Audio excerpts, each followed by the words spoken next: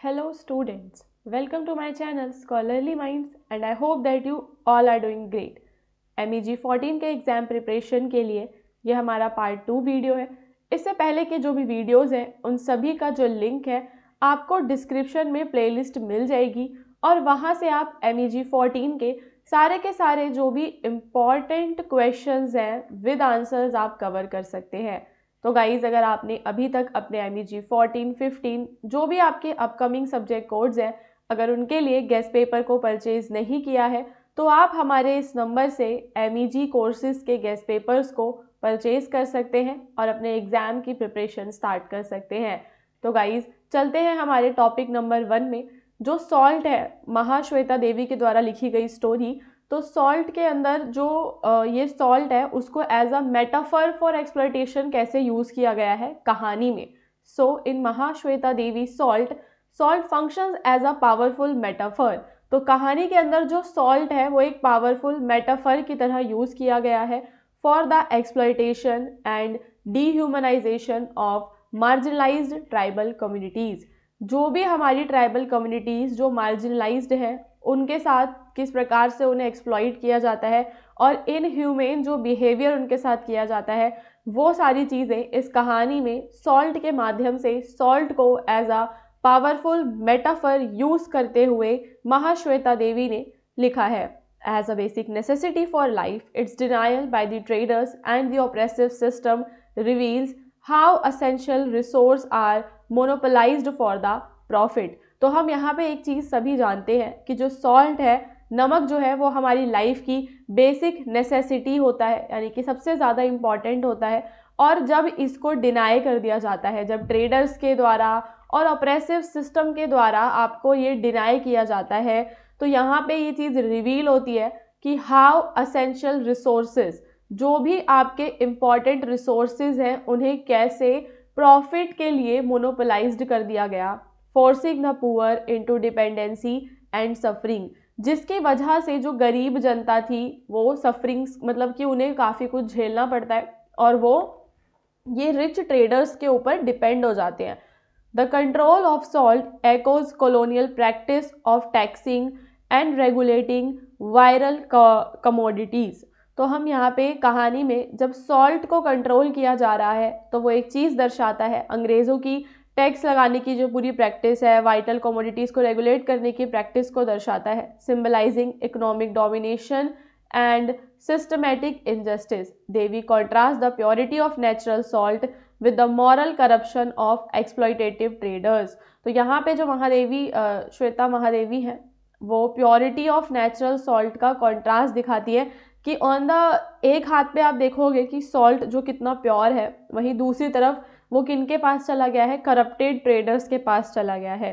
Exposing the ethical decay of the powerful, the struggle to obtain salt become a catalyst for rebellion. और हम यहाँ पे देखते हैं कि रिबेलियन का कारण बनता है जब सॉल्ट के वो पाने का स्ट्रगल चलता है, transforming a fight for survival into a broader demand for dignity, injustice and basic human rights while highlighting the brutal realities of economic inequality।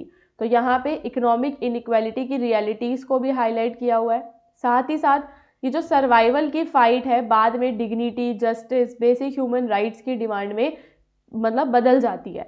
ठीक है, अब हम चलेंगे हमारे दूसरे टॉपिक पे, जहाँ पे आपको विजयधन देतास का जो कॉम्प्रोमाइज़ वाली स्टोरी है उसके अंदर कौन कौन से फोक एलिमेंट्स आपको देखने के लिए मिलते हैं। तो Vijaydan Detha the compromise is a deeply rooted in folk tradition. तो ये एक ऐसी कहानी है जो काफ़ी अच्छे तरीके से फोक ट्रेडिशंस में रूटेड है, drawing heavily from the cultural, social and narrative practice of Rajasthan. The story is embedded in the Rajasthani landscape, custom and everyday life, giving it a strong regional flavour.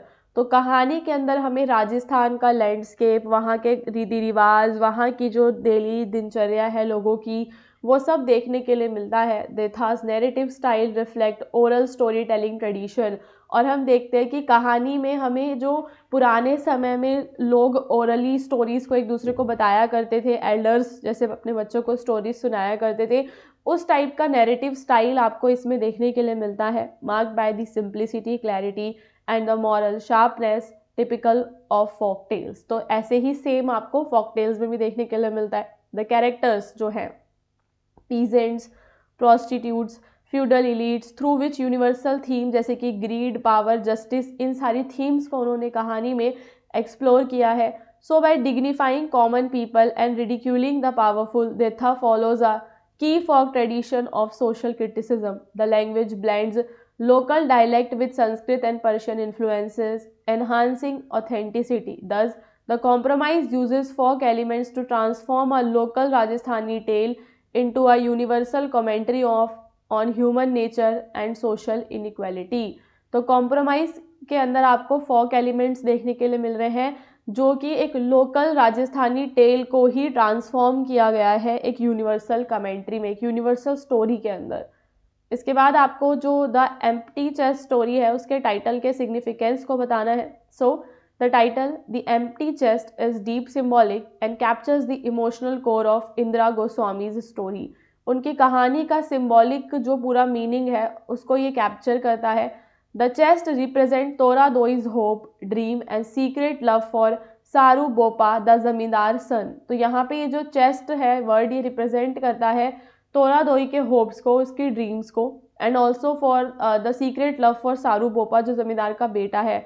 Although it appears to be a container of something precious, its emptiness reflects the futility of our expectation and the harsh reality imposed by the rigid social class barriers. तो वहाँ पे जो भी social and class barriers हैं वो इसके माध्यम से दर्शाए गए हैं।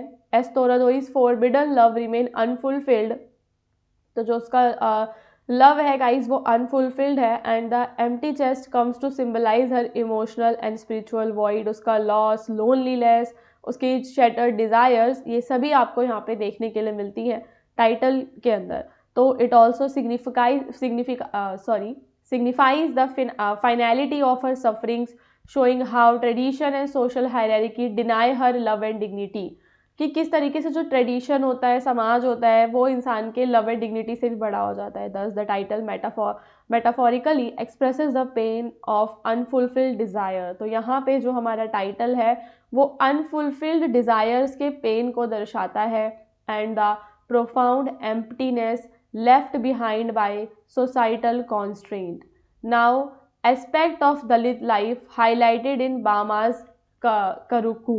करूकू जो है बामा की तरह लिखा गया, उसके अंदर दलित लाइफ के बारे में क्या क्या बताया गया है उसके ऊपर आपको बताना है, मतलब एक नोट लिखना है। सो इन करूकू बामा presents a powerful and unflinching portrayal of the Dalit life. वहाँ पे उन्होंने दलित लाइफ के जो ऑपरेशंस, उनका ह्यूमिलिएशन एंड रिजाइलेंस, उन सारी चीज़ों को एक्सपोज किया है। And one of the most significant जो एस्पेक्ट है वो है कास्ट बेस्ड डिस्क्रिमिनेशन और अनटचेबिलिटी का, shown through vivid incident of social exclusion and everyday insult that deny Dalit basic human dignity. तो दलित की जो मतलब बेसिक डिग्निटी है उसको यहाँ पे डिनाई किया गया है। दलितों के साथ किस प्रकार का डिस्क्रिमिनेशन होता है वो सारे इंसिडेंट्स इसमें दिखाए गए हैं। दीज ह्यूमिलेशन, इन सबको इतना नॉर्मलाइज किया जाता है गाँव के अंदर, हम देखते हैं, और ये सोशल बिहेवियर में लोगों के घुसे हुए हैं और बहुत ज़्यादा नॉर्मलाइज हो रखे हैं। बामा ऑल्सो फोरग्राउंड्स इकोनॉमिक एक्सप्लॉयटेशन, तो दलितों के साथ इसके अलावा सोशल एक्सप्लॉयटेशन के अलावा उनको इकोनॉमिक एक्सप्लॉयटेशन भी देखना पड़ता है, where Dalit were forced into menial poorly paid labour such as farm work and sweeping. उनको ऐसे मतलब कि छोटे काम करने पड़ते हैं जिसकी वजह से वो साइकिल ऑफ पॉवर्टी में टैप हो जाते हैं, फंस जाते हैं। And a crucial dimension of the narrative is the intersectional operation of Dalit women who suffer doubly due to caste, gender and class, facing violence, sexual exploitation and domestic burden. तो यहाँ पे guys वो cast, gender, class in सब को पूरा face करती हैं। The text strongly critics religious discrimination, और आपको यहाँ पे धर्म वाला जो भेदभाव है वो भी देखने के लिए मिलता है। Revealing how caste hierarchy persist even within the Christian church where Dalit Christians are marginalised and denied equality. जो दलित क्रिश्चियंस है ना उनको भी इक्वलिटी नहीं मिल रही है, भले ही उन्होंने हिंदू धर्म को मतलब छोड़ दिया होता है, बट कास्ट हायरार्की अभी भी वो मतलब फंसे हुए हैं उसके अंदर। एजुकेशन इमर्जेज एज अ की मीन्स ऑफ एम्पावरमेंट। तो कहानी में हम देखते हैं कि बाद में जो एजुकेशन है वो उनके एम्पावरमेंट का एक बहुत अच्छा तरीका सामने निकल के आता है। Bama and others are part towards the awareness, self respect के बारे में उनको जानकारी होती है। And ultimately Karukku chronicles a profound struggle for identity. तो इसके अंदर हमें आइडेंटिटी का struggle, self assertion, personal experiences, ये सब देखने के लिए मिलते हैं। नाउ जो एम्प्टी चेस्ट में जो प्रोटैगनिस्ट है तोरादोई, उसके कैरेक्टरिस्टिक्स आपको बताने हैं। ओके दोस्तों, तो देखिए, Toradoi the protagonist of empty chest is portrayed as a deeply emotional and tragic figure whose life is shaped by love, loss and social oppression। So now हम क्या देखते हैं कि उसकी जो लाइफ है उसमें आपको लव, लॉस और सोशल ऑपरेशन ये सब देखने के लिए मिलता है। While she is very passionate with her profound love for सारू बोपा, ट्रांसेंडिंग रिजिड क्लास बैरियर। तो उसका लव तो गाइज जाति से ऊपर है, क्लास बैरियर से ऊपर है। आफ्टर सारू बोपा's डेथ तोरादोई इज ग्रीफ स्ट्राइकन। अब नाउ उसको बहुत दुख है, अनेबल टू रिकवर वो नहीं हो पा रही है, एक इमोशनल ट्रैप में वो फंस गई है बिकॉज सारू बोपा की डेथ हो जाती है। And her attachment to the empty chest symbolises her shattered hopes and permanence of her loss. उसका लॉस और उसके जो होप बिखर गए हैं उसका सिंबल है। So despite her suffering she displayed quite resilience and inner strength, resisting complete emotional erasure by clinging to memory and love in defiance of social norm। तो टोटली वो अपने जो उसके पुराने मेमोरीज है ना उनके साथ वो क्लिंज रहना चाहती है, उनके साथ वो बंध के रहना चाहती है। Toradoi is also a victim of patriarchy, और वो patriarchy, rigid class traditions, misfortune, ठीक है, इन सब की भी विक्टिम है। As a women, as a widow, उसको काफ़ी कुछ जो है पैट्रियार्की की वजह से झेलना पड़ता है। Her isolation and marginalisation, living near the cremation ground further emphasise her social exclusion. और क्योंकि उसको क्रीमेशन ग्राउंड के पास रहना पड़ता है तो किस तरह से समाज भी उनको एक्सक्लूड कर देता है। तो ओवरऑल तोरादोई एक पॉइग्नेंट सिंबल है सप्रेस्ड फीमेल डिजायर्स, ग्रीफ का और साइलेंट रेजिस्टेंस का with in harsh hierarchical society. Okay, so guys, this is all for your part 2 video। I just want to say all the best for your exam preparation। अगर आपको video अच्छा लगा हो तो channel को subscribe करना बिल्कुल मत भूलना, क्योंकि आने वाले टाइम में हम आपके लिए और भी न्यू वीडियोस, इग्नू से जुड़े हुए अपडेट्स अपने चैनल पे लेकर आएंगे। ओके।